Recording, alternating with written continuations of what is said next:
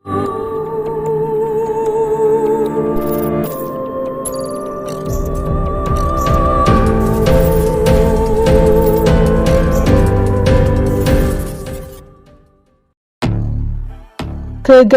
skuad timnas Indonesia di Piala AFF 2024 tak akan terhenti misi timnas Indonesia selanjutnya. Mengingat tugas utama Shin Tae-yong, pelatih asal Korea Selatan, masih berlanjut di kualifikasi Piala Dunia 2026 yang akan digelar kembali pada 20 Maret 2025 mendatang. Skuad Garuda akan menjalani laga sulit, yaitu melawan Australia pada match ke-7 grup C kualifikasi Piala Dunia 2026. Bertandang ke Australia, timnas Indonesia pun setidaknya bisa mengambil poin penuh atau setidaknya tidak kalah dalam laga tersebut. Mengingat skuad Garuda saat ini berada di posisi ketiga, terpaut 1 poin dari timnas Australia. Jika timnas bisa memenangi laga, alhasil skuad besutan STY akan menjadi runner-up grup C dengan raihan 9 poin. Di hari yang sama pada 20 Maret 2025, Jepang akan berhadapan dengan Bahrain. Tentu tim Samurai Biru dengan perkasanya bisa memenangkan laga. Dan Arab Saudi versus China, laga ini bisa diharapkan menuai hasil imbang. Jika hal itu terjadi, maka selisih poin akan berjarak 2 dan 3 poin. Hal ini bisa mengamankan skuad Garuda di posisi runner-up untuk lolos otomatis ke Piala Dunia 2026.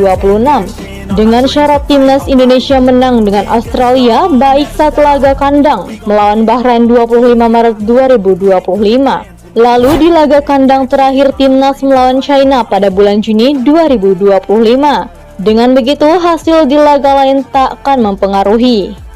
Namun di sisa partai terakhir melawan Jepang, apapun hasilnya juga tak akan mempengaruhi posisi timnas Indonesia.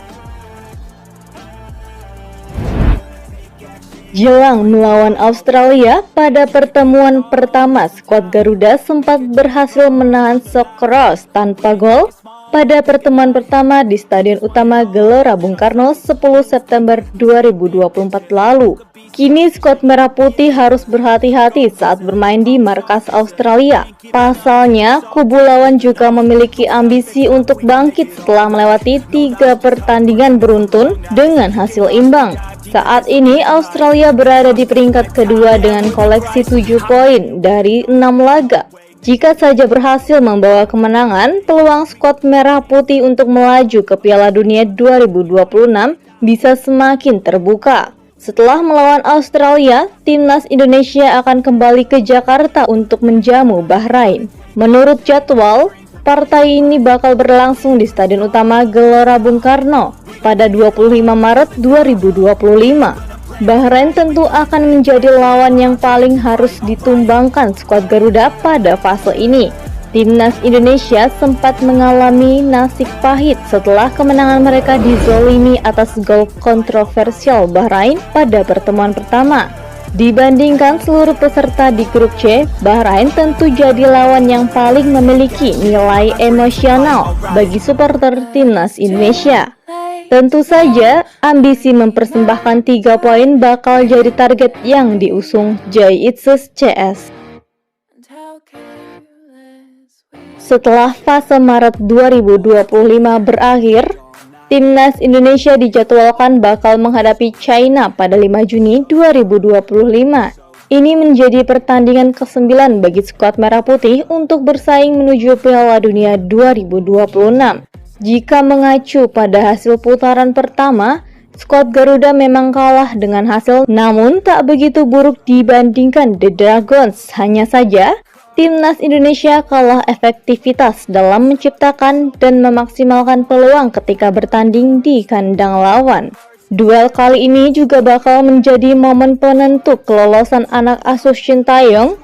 Apabila berhasil mengamankan 3 poin, kans untuk merebut tiket ke Piala Dunia 2026 bisa tetap terjaga, baik lolos langsung ke Piala Dunia maupun lanjut kualifikasi di putaran keempat. Yang perlu menjadi catatan, China saat ini menjadi juru kunci di grup C. Meski sama-sama mengoleksi 6 poin dari 6 laga dengan Indonesia, Mereka kalah selisih gol dan harus berada di dasar klasemen. Mau tidak mau, skuad Garuda harus tuntaskan laga melawan China dengan kemenangan.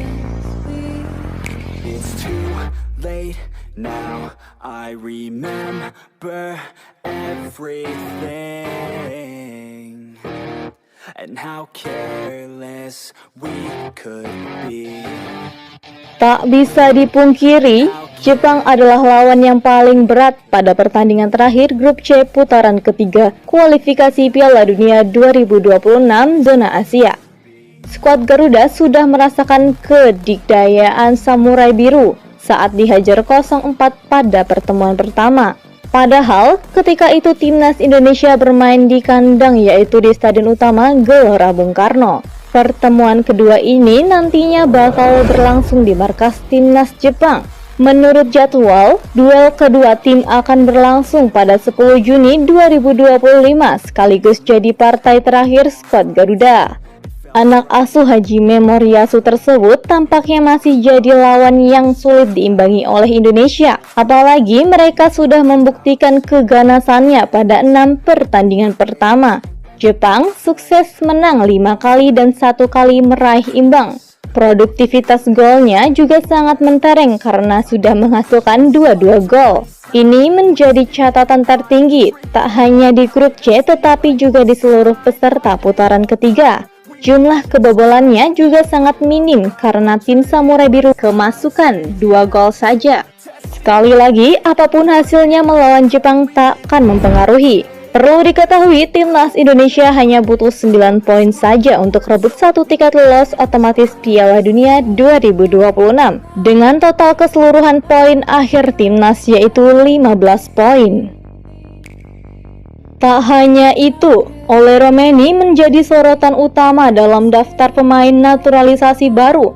Penyerang dari FC Utrecht itu sebagai akan siap ambil bagian di laga melawan Australia atau Bahrain ketika ia telah rampung menjadi WNI pada bulan Maret 2025. Kehadirannya memberikan opsi tambahan di lini depan timnas Indonesia.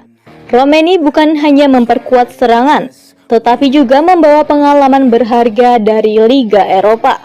Lini depan timnas yang tak begitu tajam atau tak punya sosok penyerang yang mematikan, Ole Romeni cocok untuk berduet dengan Ragnar Oratmangen. Bahkan selain Ole Romeni, 2 pemain keturunan Mauro Zylstra dan Jairo Riedwald ketiga sedang dalam proses naturalisasi. PSSI memiliki waktu hingga Maret 2025 untuk menyelesaikan proses naturalisasi ketiga pemain ini. Jika berhasil, kehadiran mereka tidak hanya meningkatkan kualitas skuad, tetapi juga memberikan pengalaman baru dalam menghadapi tim-tim kuat di kancah internasional.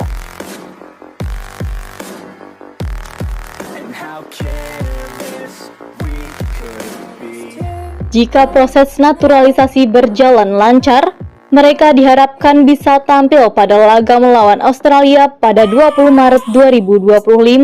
Apa kontribusi yang diharapkan dari pemain-pemain ini? Ole Romeni diharapkan dapat memperkuat lini serang, sementara Mauro Zylstra dan Jairo Riedwald akan memperkuat tim pertahanan timnas Indonesia. Tentunya bahwa kehadiran pemain keturunan ini akan memberikan dampak positif bagi timnas Indonesia.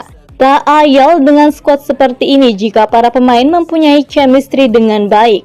Bukan tak mungkin 9 poin untuk diraih bukan hal yang mustahil. Bahkan timnas Indonesia bisa lolos otomatis ke Piala Dunia 2026. Tak hanya itu, 3 event besar akan menanti timnas Indonesia di sepanjang tahun 2025, yaitu Piala Asia U20 2025. Dari level U20, timnas Indonesia akan melakoni ajang Piala Asia U20 2025 yang digelar di Tiongkok, China. Ajang tersebut dijadwalkan akan digelar pada 12 Februari hingga 1 Maret 2025 mendatang. Pasalnya, jika timnas Indonesia mampu melaju hingga babak semifinal ajang Piala Asia U20 2025 mendatang, hal ini akan membuat timnas Indonesia layak tampil di ajang Piala Dunia U20 2025 yang digelar di Chili nantinya. Tentunya hal itu adalah target yang cukup menantang bagi Jens Raven CS di ajang Piala Asia U20 2025, lalu Piala Asia U17 2025. Pada tahun 2025 ini juga akan menjadi tahun pembuktian bagi timnas Indonesia U17. Pasalnya, anak asuh pelatih Nova Arianto akan melakoni babak putaran final ajang Piala Asia U17 2025 yang digelar di Arab Saudi. Ajang tersebut akan digelar pada 3 hingga 20 April 2025 mendatang. Tentunya target mencapai babak semifinal akan menjadi tantangan tersendiri bagi Zahapi Goli CS guna memuluskan langkahnya untuk dapat berlaga di ajang Piala Dunia U17 2025 mendatang.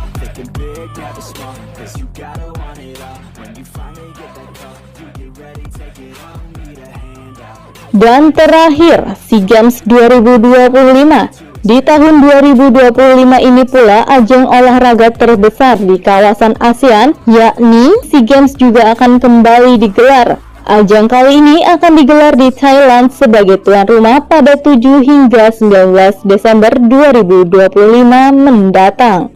Indonesia yang berstatus sebagai juara bertahan di cabang olahraga sepak bola tentunya mengusung misi untuk kembali meraih medali emas di ajang SEA Games 2025. Skuadnya pun sudah disiapkan untuk diproyeksikan di ajang tersebut. Dengan tampilnya timnas Indonesia U22 di ajang AFF 2024, pengalaman serta mental bisa bersaing di ajang SEA Games 2025. Tentu PSSI sudah memikirkan tim untuk SEA Games 2025. Meskipun demikian, timnas U22 yang berlaga di AFF gagal menembus semifinal AFF dan kandas di fase grup. Meskipun begitu, PSSI dengan waktu yang masih panjang tentu akan melihat dari segi kekurangan dan merombak timnas U22.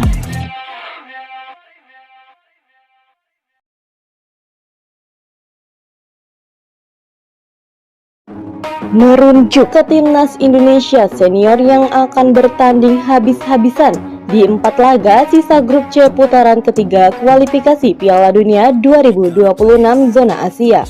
4 laga tersebut terjadi pada Maret dan Juni 2025.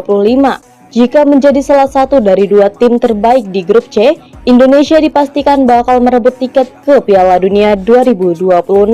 Lalu jika melanjutkan perjalanan melalui putaran keempat, maka timnas Indonesia senior bakal tampil pada bulan Oktober 2025. Timnas Indonesia harus lolos sebagai juara grup untuk merebut tiket lolos otomatis ke Piala Dunia 2026. Dalam fase ini, 6 tim dibagi menjadi 2 grup, bertanding di tempat netral. Juara grup lolos ke Piala Dunia 2026. Runner-up putaran keempat akan bertanding dan pemenang akan jadi wakil Asia di babak playoff antar konfederasi. Pemenang babak playoff akan berlaga di Piala Dunia 2026. Kondisi ini akan menyulitkan dan perjalanan akan teramat panjang. Namun tentunya yang diharapkan seluruh pecinta sepak bola tanah air adalah menuntaskan 4 pertandingan dengan 3 kemenangan saja yang berupa nilai poin sama dengan 9. Tentu sejarah dunia bakal tercipta. Timnas Indonesia lolos Piala Dunia 2026, lalu tak bisa dibayangkan bukan sukacita insan sepak bola tanah air atas kegembiraan itu.